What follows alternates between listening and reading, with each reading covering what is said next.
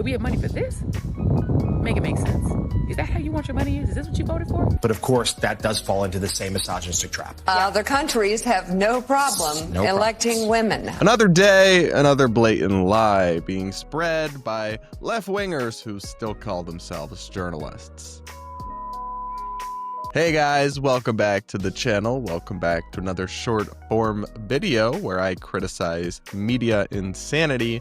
We're going to take a look at the former MSNBC host, Reid, who was fired in one of the most long overdue and well-deserved business decisions that MSNBC has ever made, because since going independent and doing her own thing on YouTube and TikTok, she really is spiraling, and she's become a bit of a disinformation machine. And she was already bad enough at MSNBC, but apparently they were keeping her in check, because now she is just spreading completely absurd nonsense with no basis in fact on TikTok to her millions and millions of people that watch her videos. Let's take a look without further ado. We have all of that money. We have available money to do all those kinds of things, but not for your health care. We had the money to make the tax cuts for billionaires permanent, so they get them forever. We had that money, and we have the money to do this to your White House, but no money for you. No money for food stamps. People are going to run out of food stamps. Those are not going to be renewed. That's going to create a crisis of hunger across this country. We have no money for that. No money for food stamps. No money to pay federal workers. We're going to fire and lay off federal workers. No money to pay the TSA agents keeping you safe or the air traffic controllers to make sure your planes don't crash. No money for that. But we have money for this? Make it make sense. Is that how you want your money used? Is this what you voted for? Because if this is making America great again, we need to stop making America great again, because I'm exhausted. Morally and physically and mentally exhausted. You're something, all right. That's for sure, Joy. So there is a lot of misinformation to unpack here.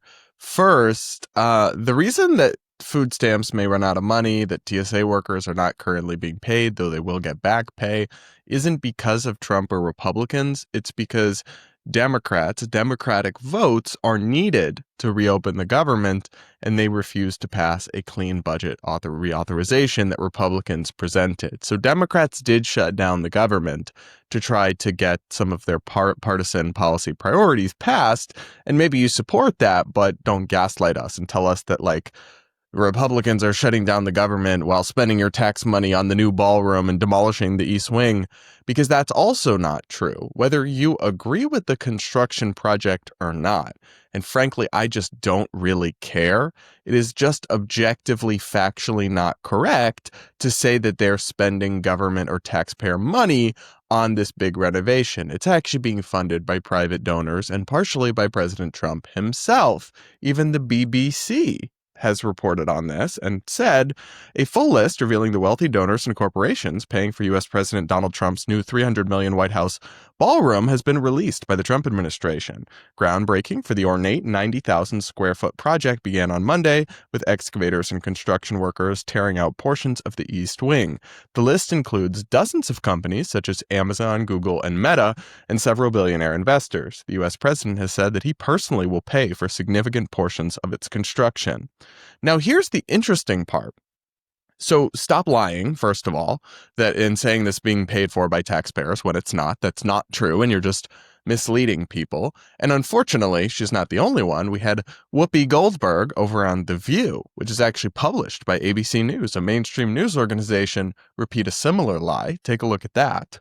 But why are you doing this to the American people? Because, you know, we're the people who pay the tax on that new ballroom. We're the people that pay the tax on all the stuff you're doing. And maybe the people are going to try to hold you to a different standard now. But yeah, this isn't true. It's being privately funded by donors and corporations. But what's kind of frustrating about this is, frankly, I just don't care about the ballroom. And I don't think most Americans do either. I think if you want to criticize Trump over something, this is not the right battle to pick. However, if you were going to make a criticism, a better criticism to make would be to ask, why are these corporations funding this? What are they getting out of it, right? It's not like Amazon is just feeling generous. Google and Meta, they just want to be nice and help Trump build a ballroom. No, they may be doing it to get on Trump's good side to try to get special favors, or deals, or access. That would be an interesting thing to raise some questions or criticisms about, but instead they have to lie. I don't understand. Even if you had an ideological goal, being honest about it would be more effective, because now anybody who is just informed will have to dismiss your criticisms. It's just bizarre stuff to do this. And then they constantly claim Republicans are the ones spreading fake news and misinformation. And listen, they certainly do that as well, but it's just ridiculous. And so is this other thing I want to talk about while we're talking about the mainstream media and its bias and bizarre takes. MSNBC is now blaming some Democratic female candidates' struggles electorally on sexism, because of course it is. Whenever, they run terrible candidates who do terrible things and they don't do well, and they happen to be women, they always blame sexism. But they left out a key detail, and when they're talking about the Virginia gubernatorial election in particular. Let's listen to this clip.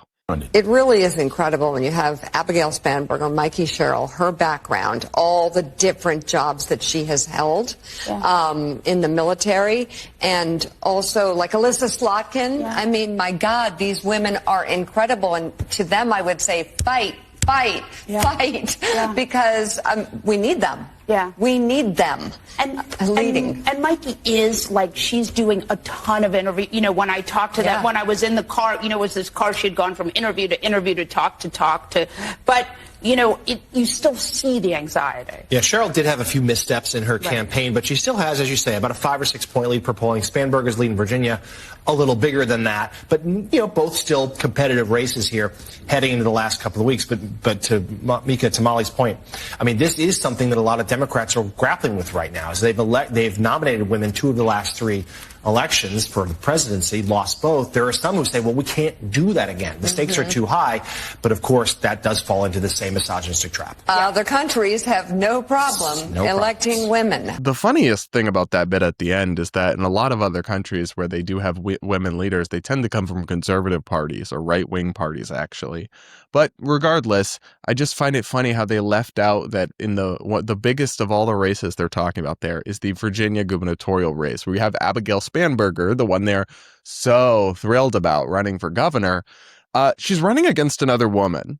She's running against Winsome Earl Sears, who not only is just a woman, is a black woman, and don't quote me on this, but I think would be the first black woman governor. I can't say for sure because I just don't care. I don't really pay attention to that kind of thing. But I think that if she won, she would be the first black woman. We've had women and we've had black people as governors, black men, but I don't think we've had a black woman.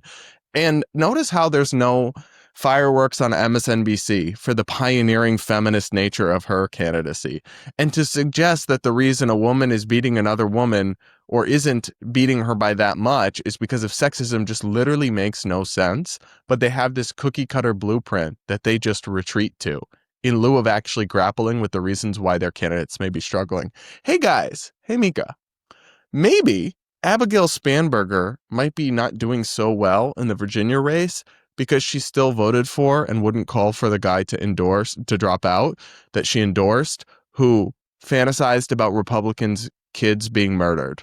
Could be that, but no, it has to just be sexism in this very light blue state. Yeah, the whole thing is ridiculous, and it'll be interesting because when I talk to Democratic insiders, some of them tell me that the party wants to leave a lot of the identity stuff behind them. But I'm not sure the media apparatus of the party, so MSNBC, so many personalities on CNN, the New York Times, these kinds of media outlets that they're intermingled with, I'm not sure they will ever. So they'll either keep going back to that to placate those people, or eventually some tension will emerge here that could be interesting. And I'll just be over here in my corner, munching my popcorn, sipping my tea, and spilling it with you guys. So what do you think? Are you really surprised by any of this at this point? I can't say that I am, but let me know in the comments. Make sure you're subscribed if you aren't yet. Do hit the like button, and be sure to also subscribe to my audio podcast, Bread versus Everyone, on Apple, iHeart, Spotify, wherever you listen to podcasts, really, where I take on internet insanity and social media drama, all from my independent political perspective. With all that aside, guys, we'll talk again. real soon.